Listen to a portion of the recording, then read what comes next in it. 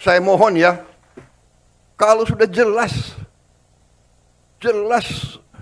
melanggar, jelas mengakibatkan kerugian triliunan, ya semua unsurlah. Terutama juga hakim-hakim, ya vonisnya jangan terlalu ringan lah.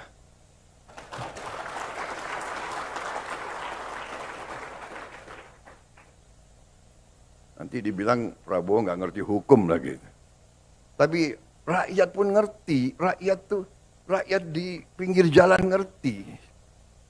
Ngerampok triliunan, kalau triliunan, ratusan triliun. Vonisnya sekian tahun. Nanti jangan-jangan di penjara pakai AC, punya kulkas, pakai TV.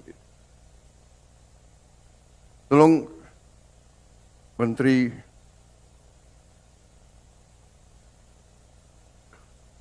Pemasyarakatan ya, Jaksa Agung ya, naik banding nggak?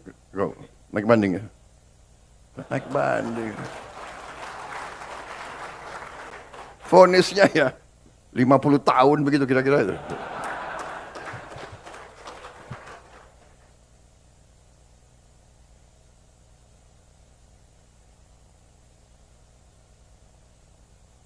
Kita semua, mari kita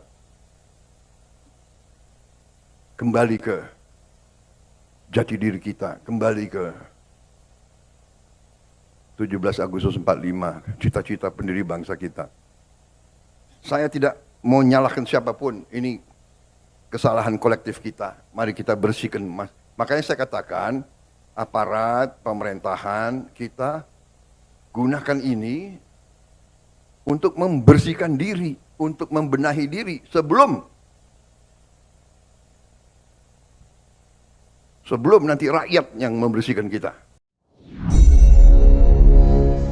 Duduk perkara kasus Harun Masiku, apa sih sebenarnya kok bisa menyeret nama Hasto sang sekjen yang selama 10 tahun memimpin di PDIP yang sangat kuat dan strategis posisinya di partai PDIP tersebut. Nama Harun Masiku yang sering disebut, namun perkaranya sendiri jarang diketahui. Seperti apa sebenarnya kasus pidana korupsi yang melibatkan Harun Masiku ini? Kita simpulkan kasusnya. Esensinya adalah kasus suap. Kapan terjadinya? Tahun 2020, setelah pemilu 2019.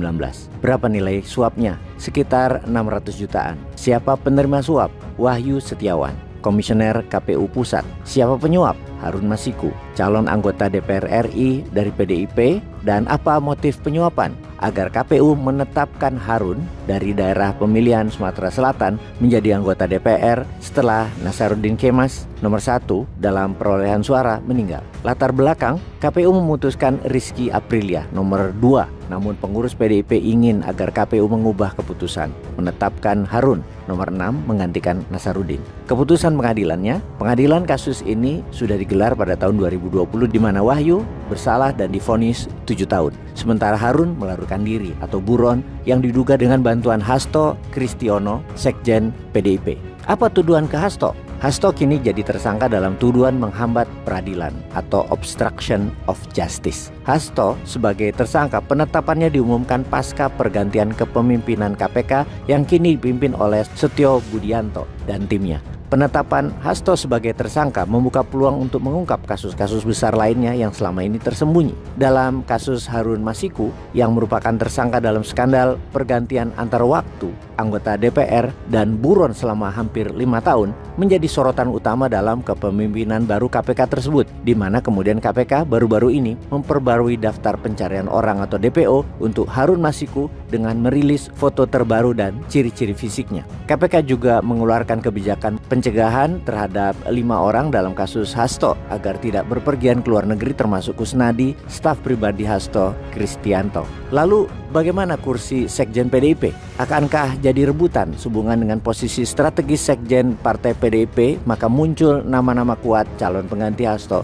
Kalau status dari tersangka kemudian menjadi ditahan atau statusnya bersalah, mungkinkah Kita juga semua tahu bahwa internal PDIP terbelah atas putusan keanggotaan PDIP kepada Pak Jokowi dan keluarganya. Ada yang pro seperti kelompok Hasto yang memang provokator pemecatan tersebut, dan ada kelompok Mbak Puan yang netral pada Pak Jokowi dan keluarga yang menjadi penghalang Hasto. Pertanyaan selanjutnya, siapa saja nama kuat dari beberapa nama yang muncul sebagai pengganti Hasto? Nama seperti Ahmad Basarah, Utut Adianto, Bambang Pacul, Said Abdullah, Dedi Yefri Hanteru Sitorus, dan Pramono Anung mulai muncul yang menurut pengamat politik sosok pengganti Hasto harus bisa menjadi jembatan komunikasi antara PDIP dengan pemerintahan Presiden Prabowo. Rasanya kita bisa memprediksi kursi Sekjen PDIP akan direbut loyalis Puan Maharani. Karena itu hanya ada dua nama yang berpotensi kuat menjadi Sekjen PDIP, yaitu Ahmad Basarah dan Bambang Pacul.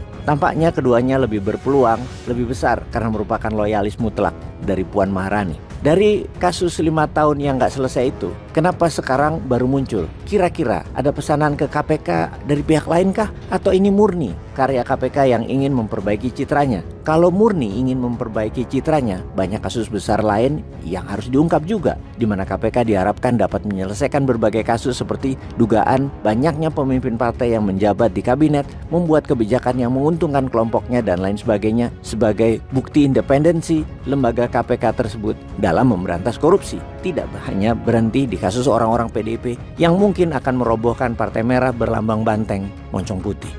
Peace.